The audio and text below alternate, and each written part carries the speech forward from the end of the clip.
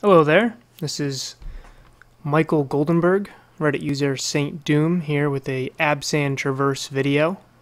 About to take Abzan Traverse through a competitive modern league. You can see over here is my current Abzan Traverse list, complete with 19 lands and the Mishra's Bauble. Few interesting things to note. I am a huge proponent of the 4-2 Fatal Push to Path to Exile split. I'm intrigued right now by the one of Collective Brutality. Normally that would be a 5th Liliana the Veil, but I kind of like the Collective Brutality main right now. I think it's exactly what mid-range wants to do to combat the overly aggressive decks while also having an extra discard for the control decks. Sideboard, the Fulminator Mage, I keep flip-flopping on whether or not I want to 4th Lingering Souls. If the meta got any grindier, I would certainly want that 4th Souls there. But right now, I think that 2nd Fulminator Mage is pretty hot. It's very good against, well, Tron, obviously, and any other big mana deck, but it's also really good against blue-white control. It's one of the few cards we have that can help us out-tempo them. Once they get to 4 mana, it's kind of their game. And, well, you know, they have all those board wipes. The Snapcasters get a little bit more alive. Cryptic Command, Jace, then eventually Teferi. And we really don't have too many answers for that in a Abzan Traverse, which is kind of a tempo-oriented mid-range deck. Oh, we have our first opponent. Let's see how we do.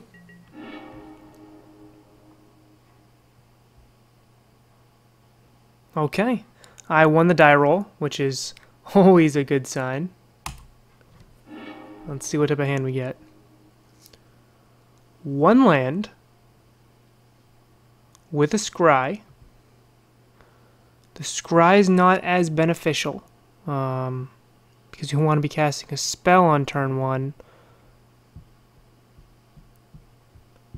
This is an odd hand. What we can do is cast 3 spells with 1 land, and we do get that second draw with the Mishra's Bauble. I will keep this hand. Not happy about it, unless I draw a 2nd land, but I will keep this hand. I really wish that Lingering Souls was a Traverse. Then this hand would have been pretty perfect. So the first thing I want to do is see what my opponent's on. It'd be foolish if I Lava Axe myself and find out they're on burn. But they're not.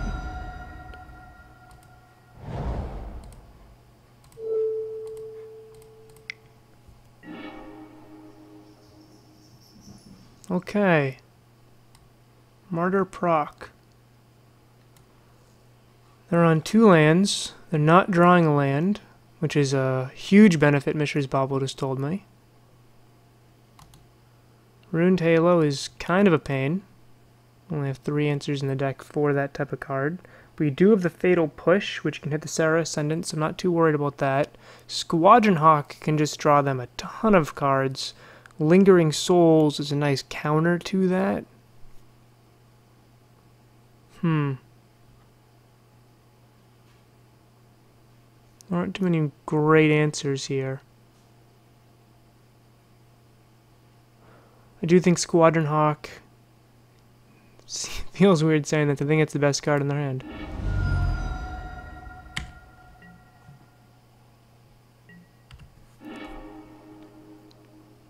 Okay, so we drew another removal spell. Still need another land.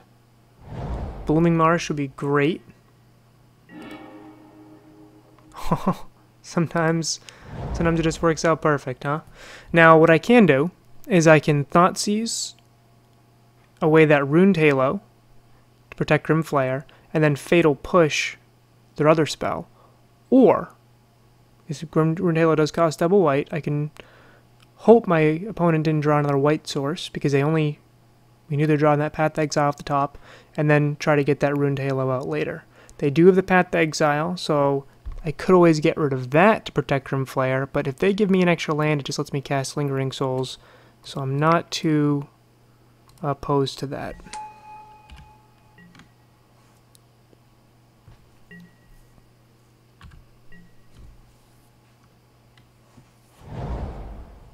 Okay, there's a Ghost Quarter.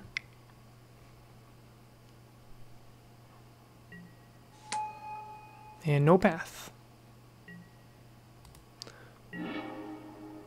Neat thing here is that Grim Flayer has Trample. So if they do the block sack trick, which Martyr Proc is often known for, gain a bunch of life, I still get to deal damage because Trample is a hell of an ability. So the first thing I'll do is get that basic planes we're going to need.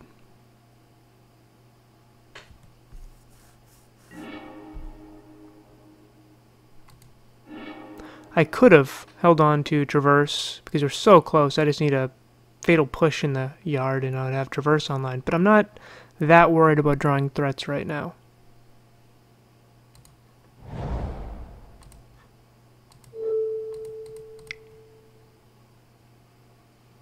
Especially with Lingering Souls in my hand.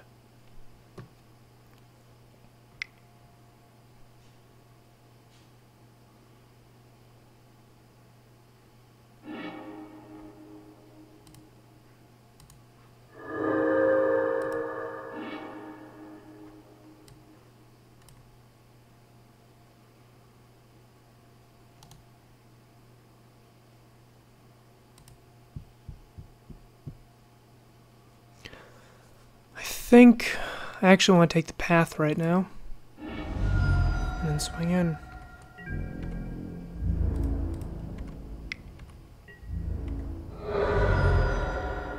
Grim Flayer will dig me to more threats, like he does right here. 3 lands is plenty. And I would rather have Tarmogoyf on top to have some threat diversity as extra insurance against Runed Halo.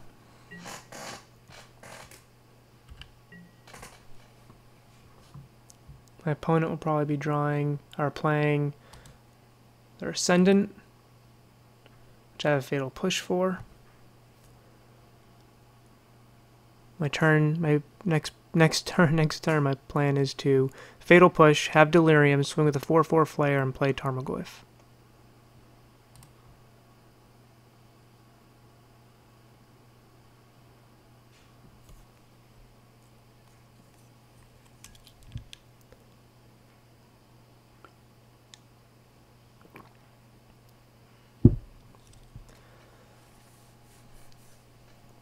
I've had mixed success against this matchup. The more controlling versions, which this one looks like it's going to be with main to board Runed Halo and Wrath of Gods, is a little bit tougher of a matchup. Okay.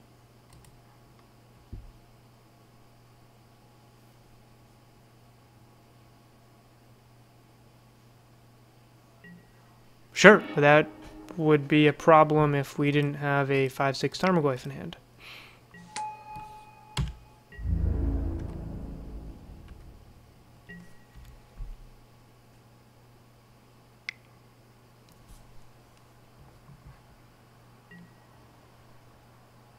Alright, so they have an answer for the Tarmogoyf.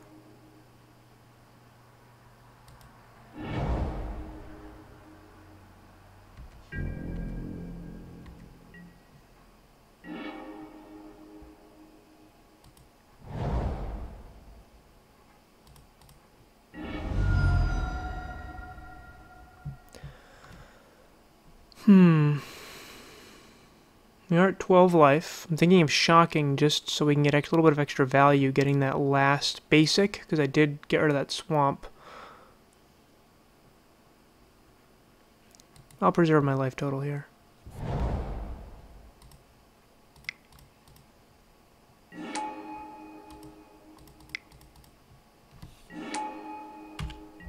So if I had, when my opponent path exiled my Grim Flayer, I would have refused the free land if I had another Tarmogoyf underneath as the next card draw.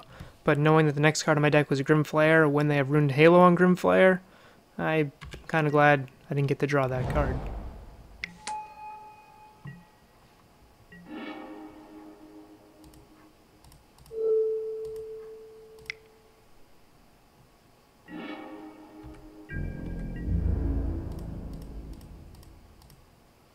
Sure, why not?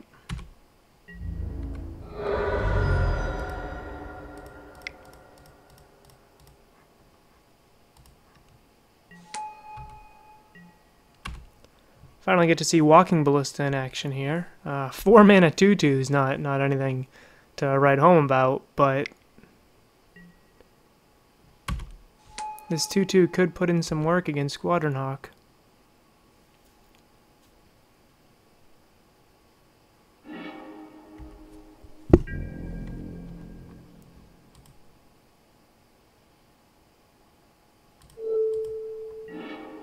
Rather use the Walking Ballista to clear the way than the Fatal Push, which I'm going to need for the Serra Ascendant. Let's get rid of the Wrath of God.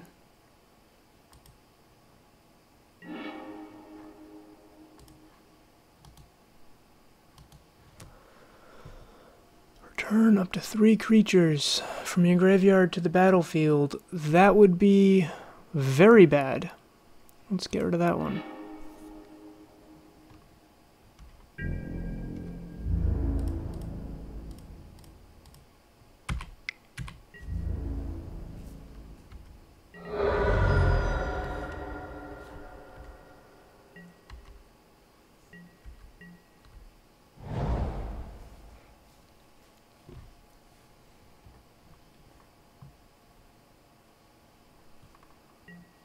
Any non-Squadron Hawk creature my opponent plays here, I would be Fatal Pushing, but looks like their plan is to draw lands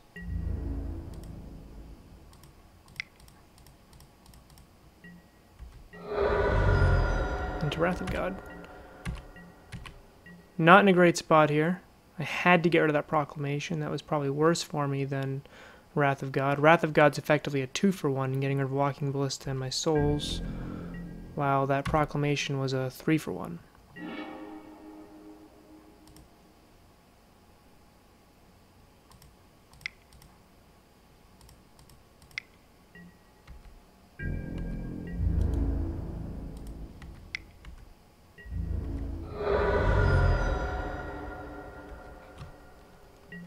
This is a spot where I feel sometimes Abzan can struggle when you know your opponent has a board wipe, but there's nothing you can do about it.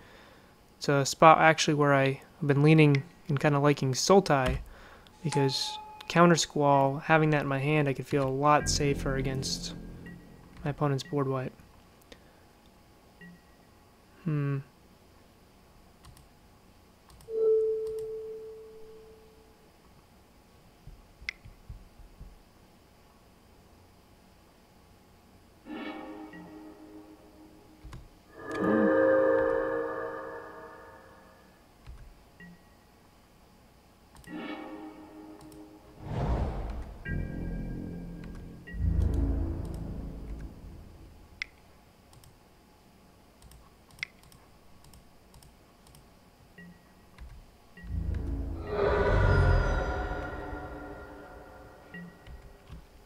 This, as I said before, is not a great matchup, particularly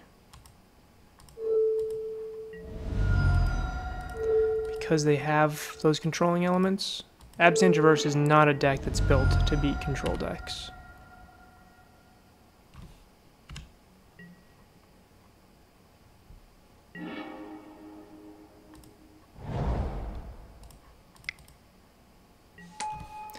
We'll play Grim Flayer in case I draw into the Abrupt Decay or a Maelstrom Pulse to get rid of that Runed Halo. Sure.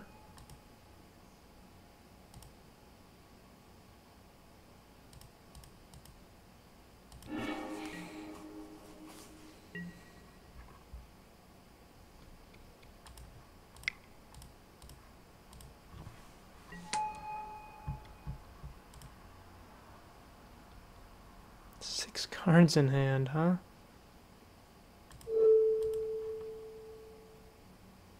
I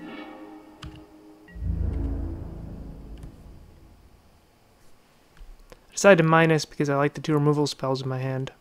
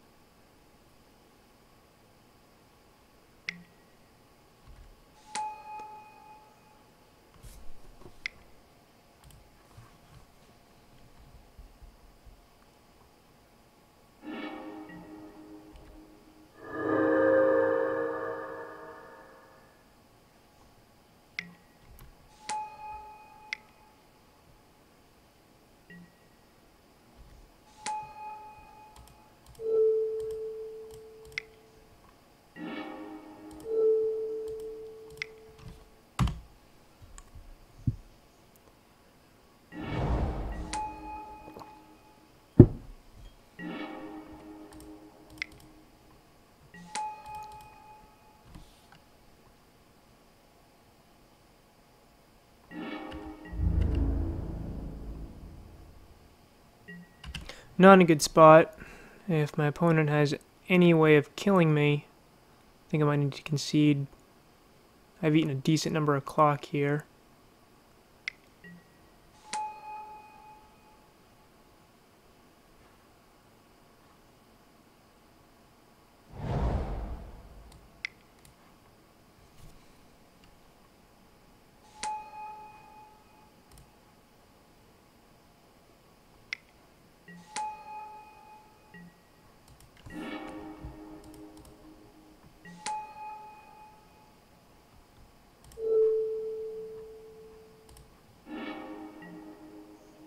Okay.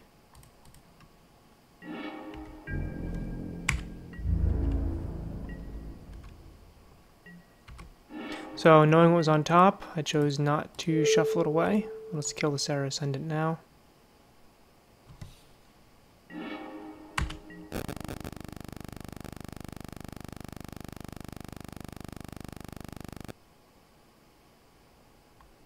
My opponent does have inevitability here. They can Ghost Quarter their Flagstone, get a bunch of planes in play, and just keep doing that again and again and again and again until they turn on the Myria of the Sky Ruin.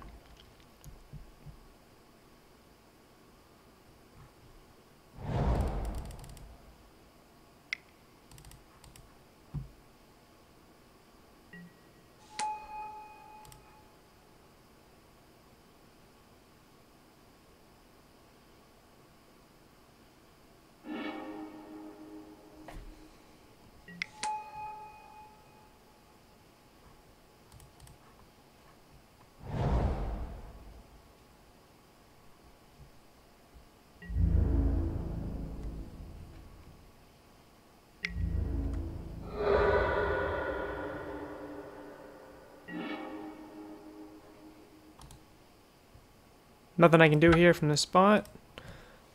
Go to game 2.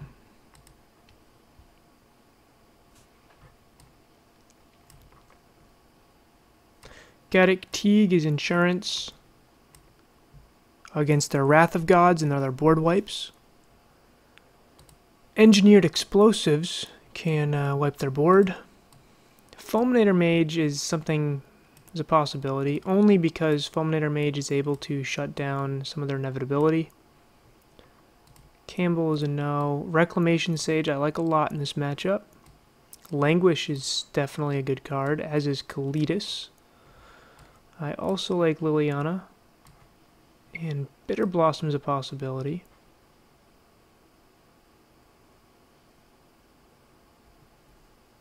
Cards I don't like. Liliana the Veil can be very strong in the control aspect, but it's very bad against their aggro portion. Same with Lingering Souls.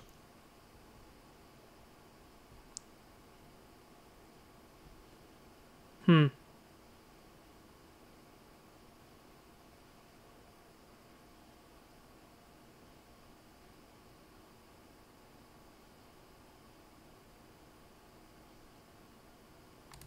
think I want some number of souls and some number of Liliana.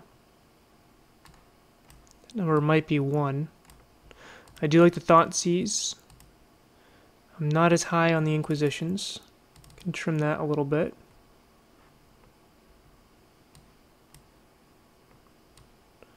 I don't think Bitter Blossom is great in this matchup. I think that they can just survive long enough and let Bitter Blossom kill me. I like Kalitas more than I like Siege Rhino because the graveyard effect does matter. And I don't actually like Reclamation Sage very much.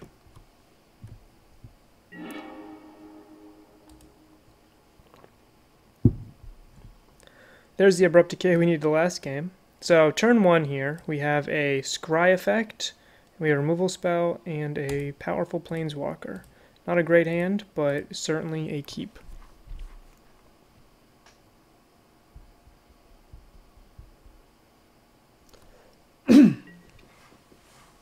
Let me put a card on the bottom.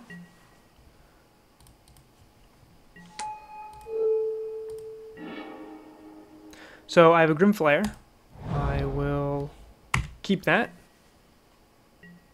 draw him, and be on my way. Grim Flayer turn 2 is one of my favorite opens in a deck. The card does so much. I will be shocking here.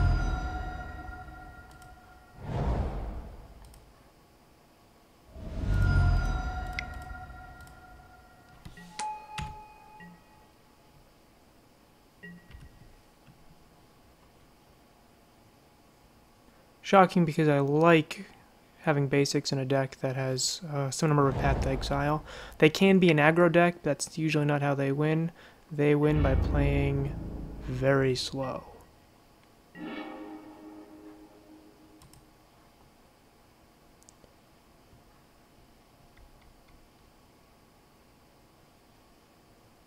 Don't care about Rest in Peace right now.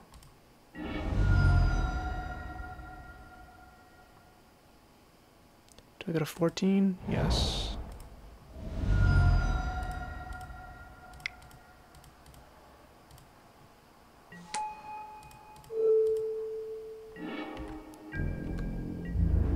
Wouldn't mind seeing a land, so next turn I can Abrupt Decay and cast another Grim Flayer.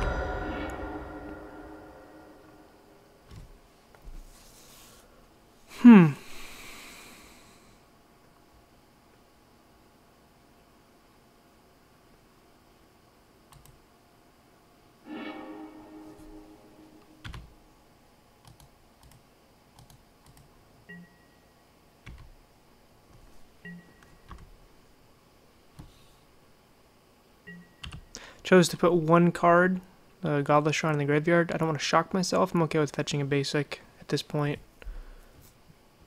I do run 4 for a reason.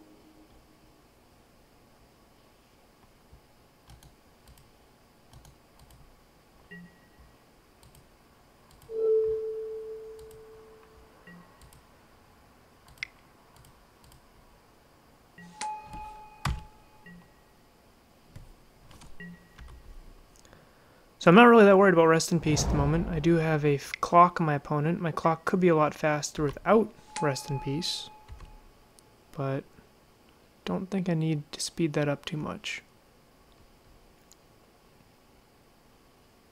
It does make the rest of my hand bad. Lingering, only getting half of Lingering Souls, Traverse just being Lay of the Land, Liliana not being able to do other things. But I think my key to victory this game, in all honesty, is the Liliana ult. Protect her. It's a big reason why I put the Fatal Push on top. My opponent recognized that, which is one reason why they grabbed that Walking Ballista.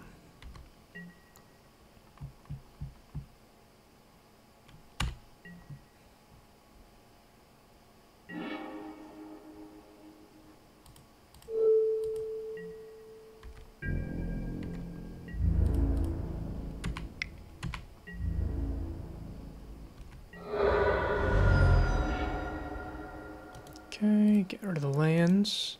After 4 lands, you don't really have any need for them anymore. Second trigger.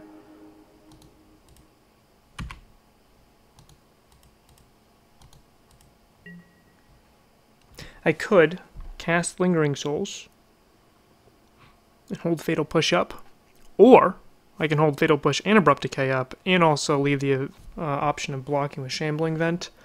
I like that option more. On tap, I know I'm drawing a Maelstrom Pulse.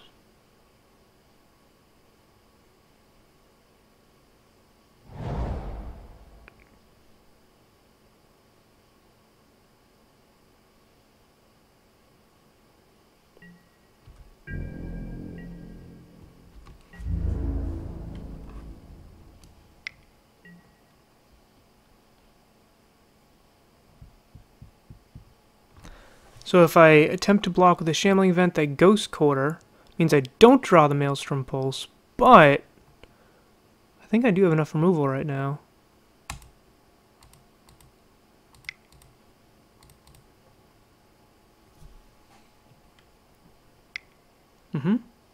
Sure. Oh, Field of Ruin. Sure.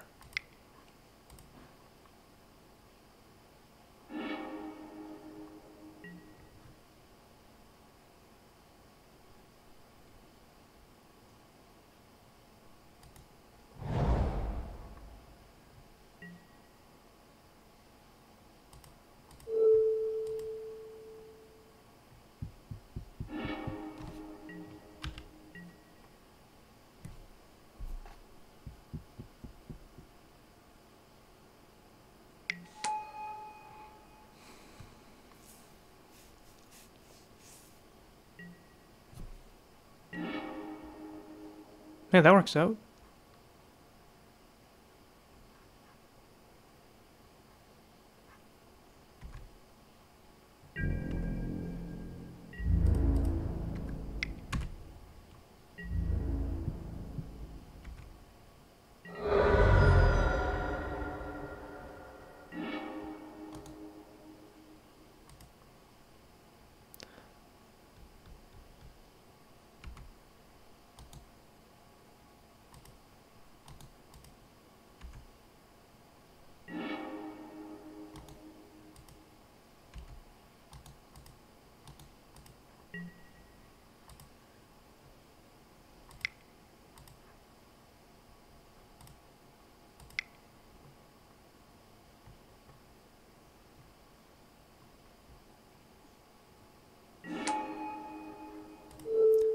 The reason I didn't play this first to try to get more things in my graveyard was I actually just wanted to see what I was drawing.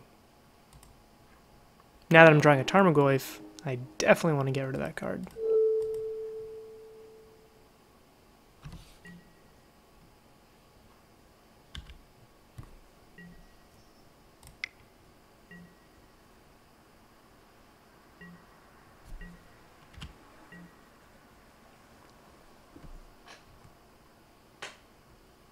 Still, the best path to victory is just protect Liliana, ultimate her, and go from there. Although I've done a very good job of aggroing out my control opponent here. You can see they're at 8 life. Granted 8 life in a Martyr Proc deck. Well, they could very easily gain a lot more like we saw last game. And they kept going up to much, much higher numbers. That's where Liliana Last Hope is very good. See here my opponent's conceding to that ultimate. They're not really conceding to anything else. Sure, I have 6 damage on the board, and I could be representing a lot more if I can somehow get Delirium, which I can't. But they're conceding to that ultimate, which is just such inevitability, it beats even very, very high amounts of life.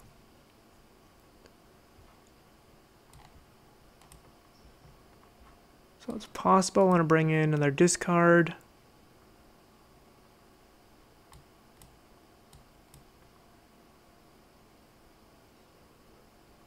My opponent brought in Walking Ballista to shoot down my Lingering Souls.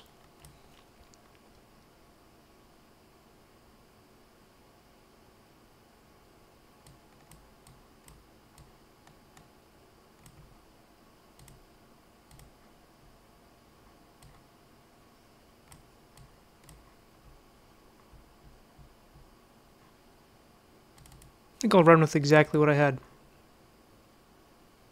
1 Liliana the Veil.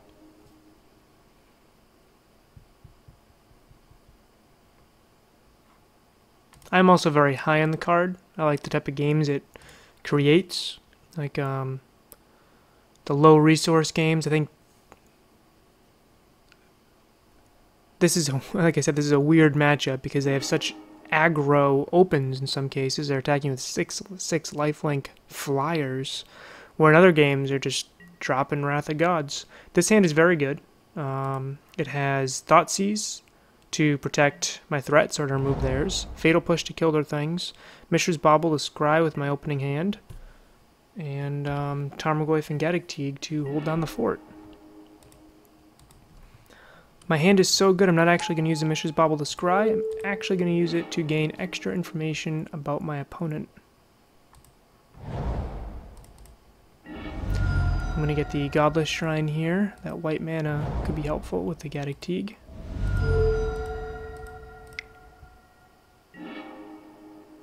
Okay, let's see what we got. Wow. 2 mana. They're not drawing a mana, but they are drawing a card that draws them cards. Rest in Peace beats my Tarmogoyf. So does that Path to Exile. If I take the Path, I can land Gaddock Teeg and lock them out a Day of Judgment until they draw another Path. If I take the Rest in Peace, then I play the Tarmogoyf, they'll Path Tarmogoyf, accelerate me on mana, and then I play Gaddock Teeg to lock them out. I like that. I think that is the best line. Not too much worried about anything else they have. Ranger of Eos would be the other consideration.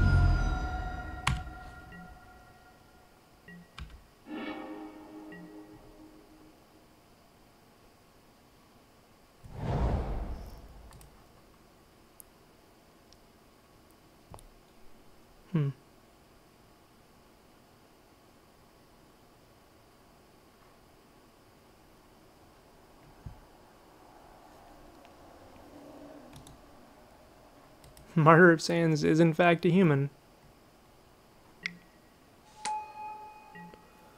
I feel like they mistapped their mana there. They should have been able to also kill Tarmogoyf.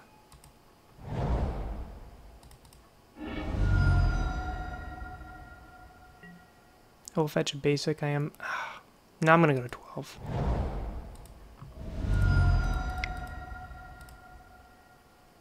I really, really don't like fetching basics against decks that run a lot of Path to Exiles and similar effects.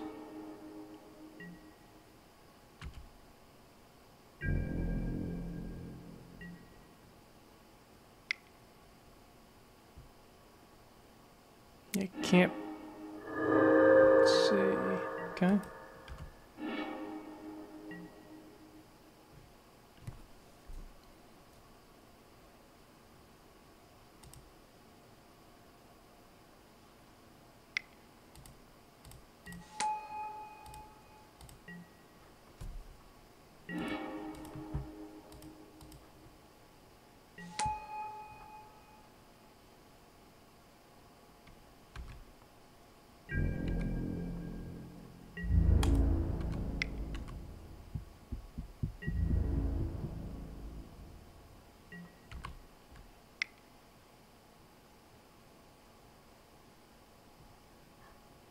Okay, so their plan is to rant themselves and then use their double board wipes, which I am very happy with that plan.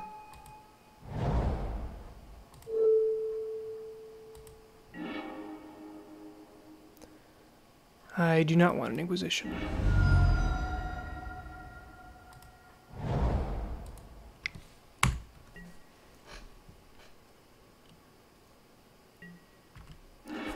So I used right there, I baubled myself, didn't like the card that was on top, so I used a fetch land to shuffle it away.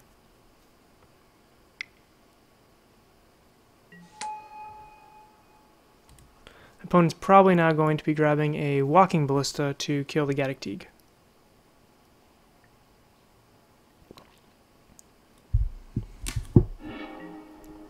No, okay.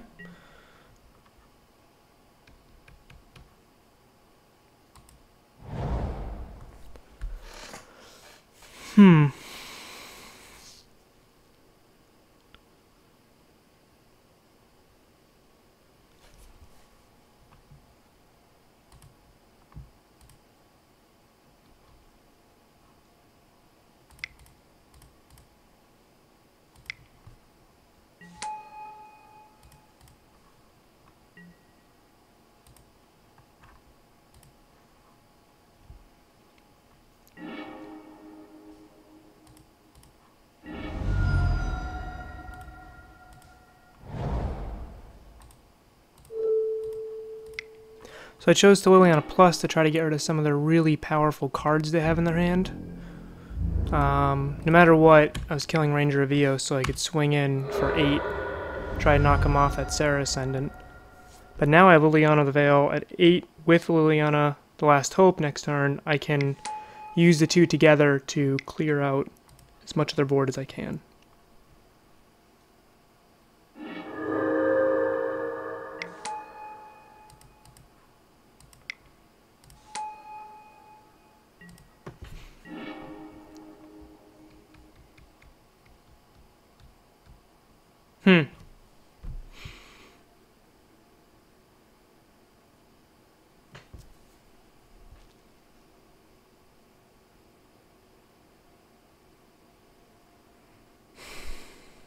Traverse can get me another Tarmogoyf.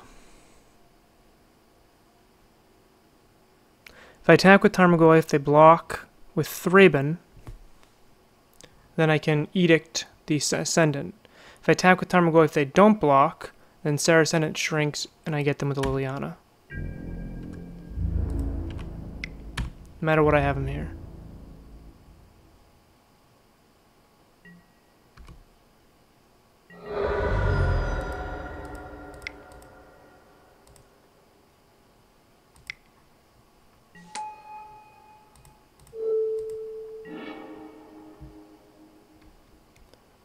Do I get rid of the Day of Judgment? Or do I kill the Instructor? I really want a plus. Do I lose if they draw a Path to Exile? If they draw a Path to Exile or a way to kill Gaddock Teeg,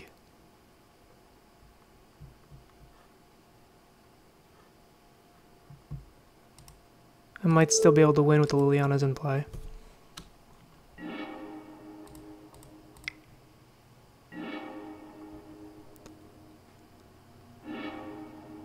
Okay. Gaddock Teeg with the Tarmogoyf and 2 Lilianas was able to lock out our opponent from that game.